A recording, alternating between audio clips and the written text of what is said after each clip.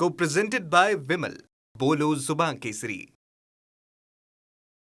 अमराठी rickshaw taxi चालकांसंदर्भातला मंत्री प्रताप सरनाईकांचा निर्णय मुख्यमंत्री फडणवीसांनी फिरवला. शिंदेंची मंत्री नाराज असल्याची या ठिकाणी चर्चा. तर निर्णय घेताना फडणवीसांनी विश्वासात न घेतल्यामुळे शिवसेनेत नाराजीचा सूर. सूत्रांची माहिती.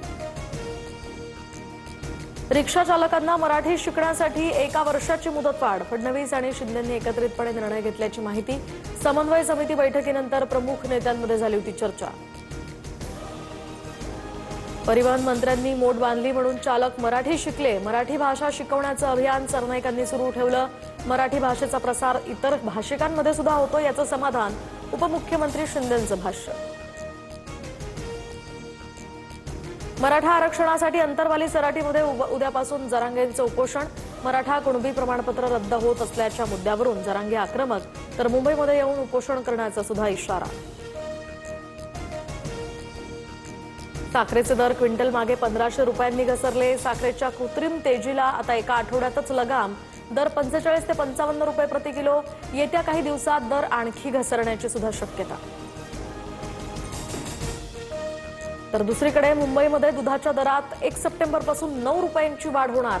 जनावरांच्या वाढत्या किमती तसंच वाढत्या पशुखाद्याच्या दराचा हा फटका. दुधाचे दर प्रति लिटर 93 रुपयांवरून 102 रुपयांवर जाणार. नेपाळच्या महाप्रलयात 469 जणांचा अंत. 288 भारतीयांसह 1500 जण बेपत्ता असल्याची माहिती. तर 13,000हून अधिक सुरक्षा रक्षक बचाव कार्यात. अन्न, पिण्याचं पाणी आणि मूलभूत सुविधांचाही पुरवठा सुरू. पंतप्रधान बालेंद्र शहा यांची फेसबुक पोस्ट. नेपाळमध्ये मदतीसाठी एकनाथ शिंदेंची टीम दाखल. शिवसेनेच्या युवा नेते राहुल कनाल यांच्या नेतृत्वाखाली मदतकार्य. संकटग्रस्त नागरिकांना जीवनावश्यक वस्तू आणि अन्नधान्याची मदत. स्थानिक प्रशासन आणि नागरिकांशीही समन्वय साधून मदतकार्य.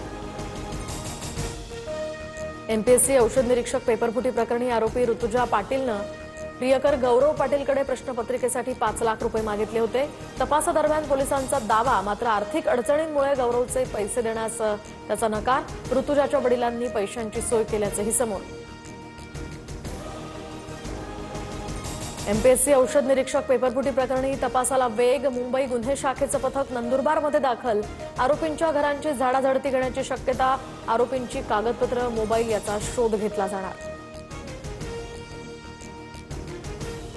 पुण्यातील मांजरीमध्ये आदिवासी विद्यार्थ्यांच्या उपोषणाचा 16वा दिवस. वसतिगृहातील 600 विद्यार्थी सुद्धा सामूहिक उपोषणाला बसणार.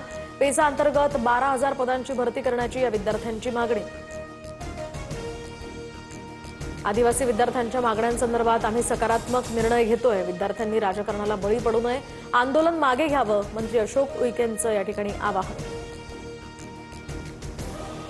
नागपुरात आदिवासी विकास विभागाच्या कार्यालयामध्ये 5 दिवसांपासून आदिवासी विद्यार्थ्यांचा ठिय्या. नोकर भरतीसह विविध 29 मागण्या. वर्धा आणि भंडारा जिल्ह्यातील विद्यार्थ्यांचा यात समावेश.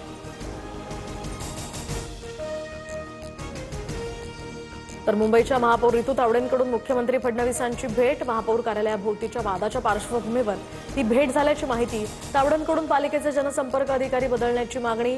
सूत्रांची माहिती. मुख्यमंत्री देवेंद्र फडणवीस आज नाशिक दौऱ्यावर. सिंहस्थ महाकुंभ भक्ती संगम या 3 दिवसीय धार्मिक कार्यक्रमाचं उद्घाटन होणार.